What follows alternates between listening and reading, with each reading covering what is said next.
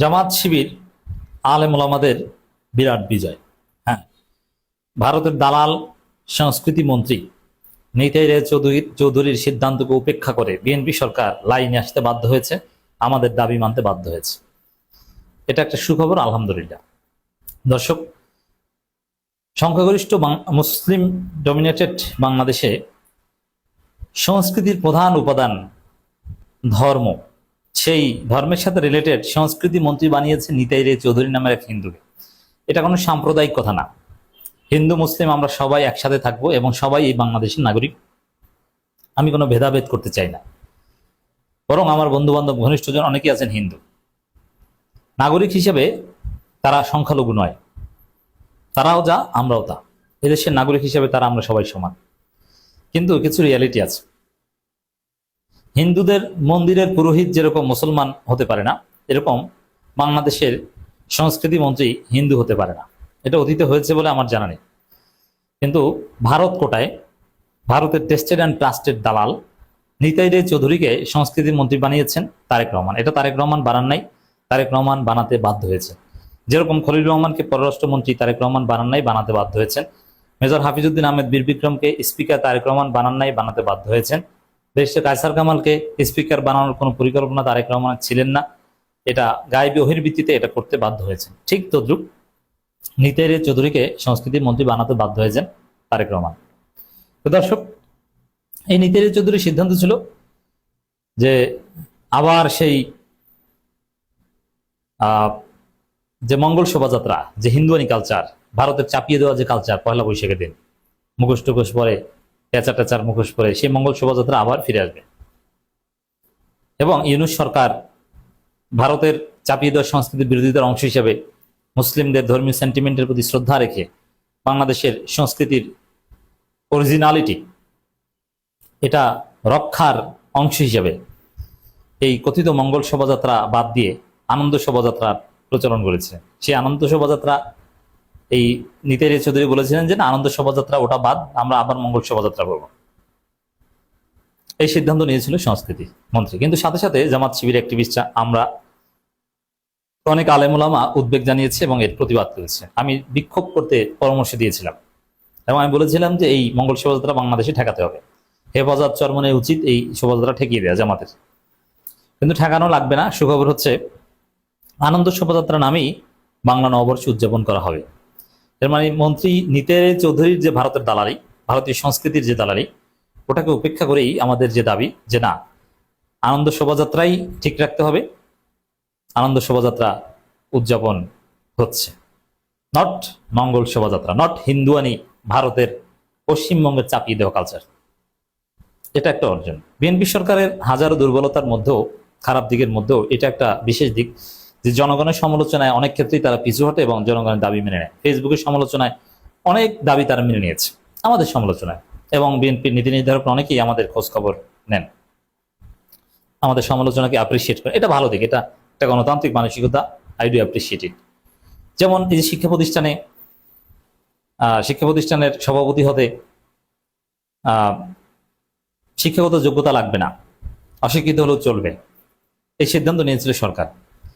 এমনকি বিএনপির despicable motherboard বুদ্ধিজীবী ফাহাম আব্দুল সালামরা এটার পক্ষে সাফাইও গিয়েছিলেন যে না, সমস্যা নাই।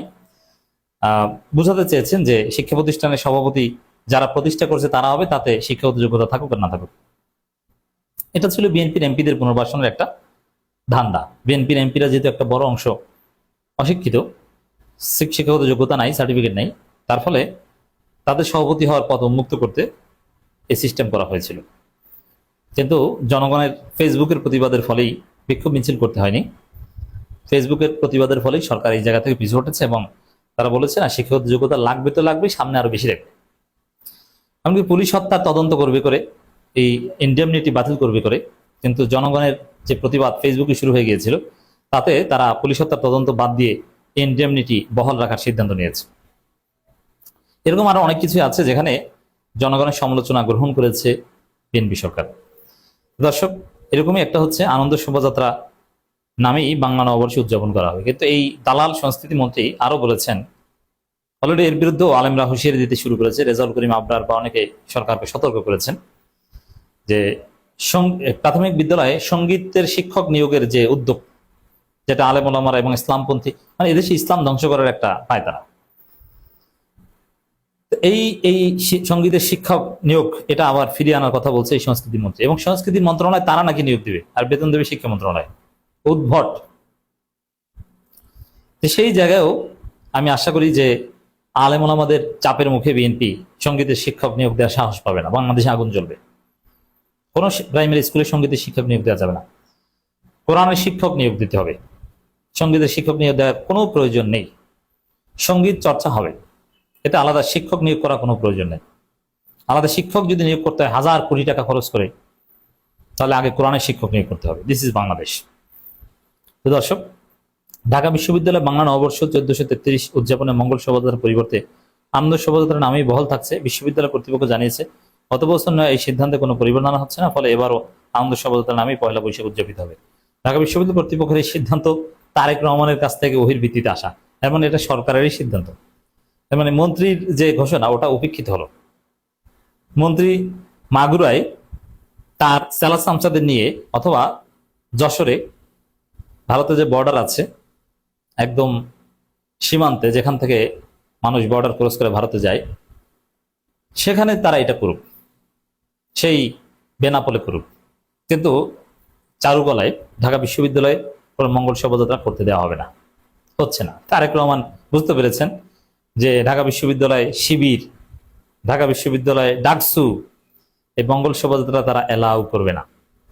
অতএব ভয়ে তারেক রহমান ঢাকা বিশ্ববিদ্যালয় কর্তৃপক্ষকে বলে দিয়েছে যে মন্ত্রী যাই বলুক বাবারা, তোমরা আনন্দ শোভাযাত্রাই করো। এবং ঢাকা বিশ্ববিদ্যালয় ভিসি কিন্তু তারেক রহমান অত্যন্ত ঘনিষ্ঠ লোক। দর্শক, নওয়াব আলী চৌধুরী সিনেট ভবনে অনুষ্ঠিত প্রস্তুতি সভায় তথ্য জানানো হয়। সভায় সভাপতিত্ব করেন উপাচার্য ডক্টর ABM ওবায়দুল ইসলাম, এর মানে বিএনপির একদম গ্রেট লাসপেন্সার। আমি লাসপেন্সার অর্থই বলছি, কারণ বিশ্ববিদ্যালয়ে ভিসি এভাবে কোন একটা দলের লাগার লাগা ধান লাগা স্লোগান দিবেন এবং মির্জা আব্বাসের স্ত্রীর পাশে দাঁড়াতে পারলে গর্বিত হবেন, এটা এটা খুবই দৃষ্টিকটু। সভায় জানানো হয় বাংলা নববর্ষ 1433 উপলক্ষে এবার প্রতিবেদন নির্ধারণ করা হচ্ছে নববর্ষের ঐক্যতান, গণতন্ত্রের পুনরুত্থান। গণতন্ত্রের পুনরুত্থান মানে বিএনপিকে এখানে গ্লোরিফাই করা হচ্ছে। তো বিএনপির যে সংস্কৃতি সেখানে মঙ্গল শোভাযাত্রার স্থান পেল না। যে গণতন্ত্রের পুনরুত্থান হয়েছে মানে এটা বিএনপির বিজয়, এভাবেই দেখা হচ্ছে। কারণ জামাতের ন্যারেটিভ অনুযায়ী যে এখানে নির্বাচন সুষ্ঠু হয়নি, অর্থাৎ পুরোপুরি গণতন্ত্রের পুনরুত্থান কিন্তু জামাত স্বীকার করে না। বিশ্ববিদ্যালয় ক্যাম্পাসে দিনব্যাপী বিভিন্ন কর্মসূচির অংশ হিসেবে সকাল 9টায় চারুকলা অনুষদ থেকে আনন্দ শোভাযাত্রা বের হবে। শোভাযাত্রাটি রাজু ভাস্কর্যে দোল চত্বর বাংলা একাডেমি হয়ে পুনরায় চারুকলা অনুষদে এসে শেষ হবে। তো দর্শক, মঙ্গল শোভাযাত্রা বাংলাদেশ থেকে জয় বাংলা। কোনোদিন মঙ্গল শোভাযাত্রা যদি বাংলাদেশে আয়োজন করার চেষ্টা ভারতের কোনো দালাল সংস্কৃতি মন্ত্রী করে, ঢাকা বিশ্ববিদ্যালয় ওটা প্রতিহত করা হবে বলে আমরা বিশ্বাস করি। চরমনাই করবে, জামাত শিবির করবে, ডাকসু করবে, হেফাজত প্রতিহত করবে।